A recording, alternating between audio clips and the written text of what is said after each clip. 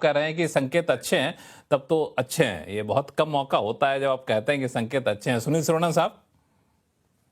देखिए, अनुराग जी ने तो आई थिंक ज्यादातर यूएस मार्केट के ऊपर बात की। उनसे आपने इंडिया मार्केट के ऊपर बात करने के लिए आमंत्रित नहीं किया, तो वो चुप रहे हैं। तो इंडियन मार्केट की ओर अगर देखें, तो मैं मानता हूं कि एक चीज है कि geopolitical stress through oil Indian market absorb कर चुका है। अब वो डर नहीं है। ये जियोपॉलिटिक्स में जो भी हो, हमारे लिए खाली वास्ता था क्रूड के दाम पर। और इस बार देखा आपने, इतने फायरिंग हुआ, 90 प्लेसेस पे उन्होंने अटैक किया, ये क्या काउंटर अटैक हुआ, तेल 72 से 78 गया, फिर उधर ही अटक गया है। ऐसा नहीं कि वो 90-100 के ऊपर जा रहा है। तो जैसे जब तक तेल ऐसा कोई ट्रेंड नहीं दिखा रहा है कि 100 के ऊपर जाने वाला, और वो आने की भी क्षमता नहीं है, क्योंकि देखिए जो वर्स्ट होना था, होर्मुज का बंद होना, वो तो हो गया है।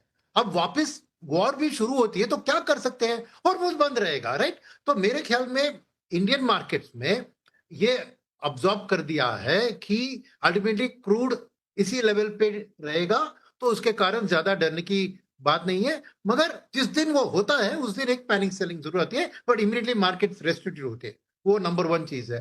नंबर 2 चीज मैं कहूंगा कि आप मार्केट की अच्छी माहौल ना, उसके लिए कारण एक ही है, वो है डोमेस्टिक पार्टिसिपेशन। और ये खास करके मैं कहूंगा कि नॉन इंस्टीट्यूशनल डोमेस्टिक पार्टिसिपेशन। अगर आप नंबर देखें, इस वॉर के खत्म होने के बाद फिर वो वापस एक एंजाइटी शुरू होकर वापस उस सब थ्रू में जून 1 15 डेज को हटाएंगे, तो एफआईएस ने भी अपना सेलिंग कम कर दिया, बट स्ट्रॉन्ग बाइंग जोन में नहीं आए हैं। डीआईएस भी अपना जो एफआई जिस दिन ज्यादा बेचते हैं उस दिन थोड़ा ज्यादा खरीदते हैं, जिस दिन एफआई कम खरीदते हैं या नेगेटिव होते या पॉजिटिव होते हैं, उस दिन डीआईएस भी अपना बाइंग कम कराते हैं। तो वो टाइट्रेट कर रहे हैं कि अच्छे क्वालिटी स्टॉक्स जब एफआई बेचते हैं तब मैं खरीदूंगा, नहीं तो मैं इंतजार करूंगा इस अर्निंग सीजन के, ताकि मैं अपना अलोकेशन सही करूं, राइट।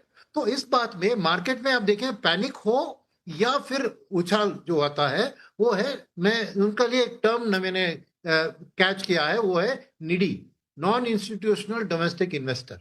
ये लोग ही मार्केट चला रहे हैं। इसलिए आप देखें तो broader micro cap, small cap, ये ज्यादा चल रहे हैं कंपेयर टू लार्ज कैप और इवन मिड कैप्स। तो इस हिसाब से देखें तो ये आम जनता की बात होती है ना, एक इंडिविजुअल इन्वेस्टर की बात। उन लोगों को जो गवर्नमेंट ने डिसीजन लिया है कि जब तेल बहुत बढ़ा, उतना ज्यादा इंपैक्ट पब्लिक को आने नहीं दिया। हमारी जो प्राइस की इंक्रीज है वर्ल्ड में सबसे लोएस्ट है compare to the rest of the world. कि इंपैक्ट ऑफ द क्रूड जब बढ़ा था, हमने उसे आम जनता के ऊपर ज्यादा आने नहीं दिया। तो इधर एक माहौल की हम एक डरावट की सिचुएशन में वो नहीं है। जिस दिन ऐसे खबर आती है उस दिन थोड़ा नेगेटिव रिएक्शन होता है, मगर ये बाइंग जो है वो सपोर्ट कर रहा है मार्केट को। और इसके कारण क्या हो रहा है कि एफआई की वापसी भी लेट हो रही है। तो क्या होता है कि एफआई देखते कि कुछ हादसा हो, करेक्शन हो, तो मैं आके वैल्यू बाइंग करूंगा, मगर हमने वो अलाउ ही नहीं किया है। मार्केट इतना गिरा ही नहीं कि उनके लिए इंडिया एक वैल्यू मार्केट बने। तो इंडिया का मैं मानता हूं कि बीटा अभी बहुत कम हो गया है। इमर्जिंग मार्केट के अंदर हम probably one of the least beta market है। तो एफआईएस के लिए एक सेफ्टी जोन में इंडिया है। इसलिए वो देखे कि कभी कभी निबल करते हैं, कुछ खरीद के कुछ करते हैं, बट बिकवाली या खरीदारी बहुत स्ट्रांगली इधर तरफ नहीं करते हैं। और माहौल ऐसे ही रहेगा मेरे ख्याल में, क्योंकि दो चीज सामने है, अर्निंग सीजन की प्ले आउट और मॉनसून का प्ले आउट। ये दो एक नियर टर्म में थोड़ी डायरेक्शन डिसाइड करेंगे। वैसे मैं देख रहा हूं कि मार्केट का एक कंसोलिडेशन फेस ऐसे ही चलता रहेगा। और जो भी हो जियोपॉलिटिकली, वो अभी मार्केट एक तरह से प्राइस में अकोमोडेट कर लिया है। बिल्कुल, जो भी कुछ हो उसको प्राइस में अकोमोडेट। देखिए, मैं एक ही बात लगातार आपसे दोहरा रहा था कि फ़िलहाल इंडियन मार्केट में अच्छी खासी तेज़ी के रुझान आपको दिखाई दे सकते हैं। और ये जो करेक्शन भी अभी देखने को मिल रहा है वो केवल बाइंग का ही करेक्शन है, क्योंकि इसके पीछे की सबसे बड़ी वजह मैं आपको बताऊं तो एफआईज की खरीदारी पिछले 4 दिनों में आप देखोगे तो पिछले 5 दिनों में से 4 दिन खरीदारी एफआईज ने की है। और अब की बार जो खरीदारी हो रही है वो काफ़ी बेटर खरीदारी है पहले के मुकाबले में। पहले आपने देखा होगा कि 2 दिन खरीदारी होती थी और फिर से एक बड़ी बिकवाली देखने को मिलती थी, लेकिन अभी यह नहीं है। जब बाज़ार में 1-2% तक की गिरावट भी 2 से 3 सेशन पहले देखने को मिली थी, तो वहाँ से भी एफआईज की बाइंग ही देखने को मिल रही थी। तो बाइंग इंटरेस्ट अब जो है एफआईज लेने लग गए हैं लगातार 1.5 साल के बाद। अब धीरे धीरे एफआईज की बाइंग स्टार्ट हो रही है।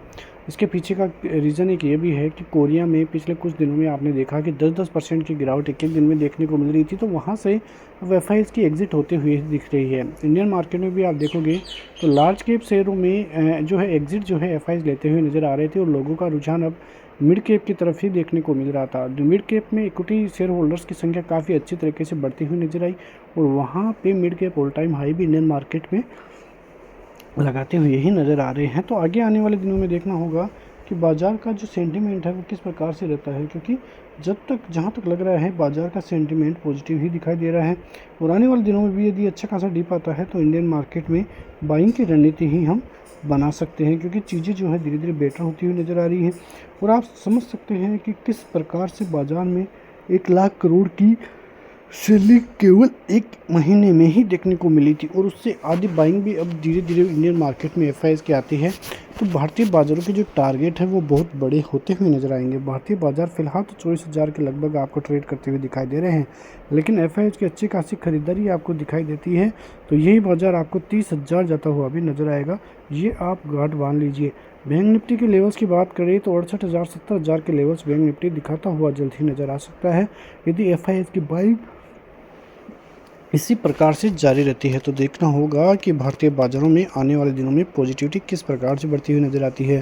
फिलहाल कुछ समय के लिए आपको थोड़ी बहुत दिक्कतें देखने को मिल सकती हैं, क्योंकि जो वॉर की स्थिति है वो धीरे धीरे फिर से बढ़ती हुई नज़र आ रही है। क्रूड ऑयल के प्राइसेस में फिर से तेज़ी देखने को मिल रही है और क्रूड ऑयल तेज़ होता है तो वहाँ पर इंडियन मार्केट में कहीं ना कहीं इम्पैक्ट भी आपको दिखाई देता है। लेकिन सभी चीज़ें धीरे धीरे यदि नॉर्मल होती है, एफआईज की बाइंग इंडियन मार्केट में आती है तो अच्छी खासी बाइंग का मुआयना ही इंडियन मार्केट की तरफ से देखा जा सकता है। देखिए Q2 के नतीजे अब धीरे धीरे आना चालू हो गए हैं और जो नतीजे हैं वो बेटर काफ़ी रहते हुए नज़र आ सकते हैं। यही उम्मीद जो है लगाई जा सकती है, लेकिन चीज़ें जो हैं आप देखोगे तो धीरे धीरे बेटर ही होती हुई इंडियन मार्केट में नज़र आ रही है और कहीं ना कहीं बाज़ार की तरफ से खबरें भी धीरे धीरे पॉजिटिव आना ही चालू हो सकती है। तो देखना होगा कि मंडे से मार्केट किस प्रकार से तेज़ी दिखाता हुआ नज़र आ सकता है। फिलहाल इंडियन मार्केट के लिए देखोगे तो 24,250 24,300 निकलते ही आपको 500 और 800 तक के लेवल्स जल्द दिखाई दे सकते हैं। सपोर्ट जोन फिर से 24,050 का रहता हुआ नजर आएगा, उसके नीचे 23,800 जो कि एक बहुत बड़ा सपोर्ट जोन आपके लिए देखने को मिलेगा। बैंक निफ्टी की बात करें तो बैंक निफ्टी 58,200 के ऊपर 450 और 650 तक के लेवल्स आपको देखने को मिल सकते हैं। 57,800 57,500 ये सपोर्ट जोन आपके लिए दिखाई देंगे। मिलते हैं नेक्स्ट वीडियो में, तब तक के लिए जय हिंद।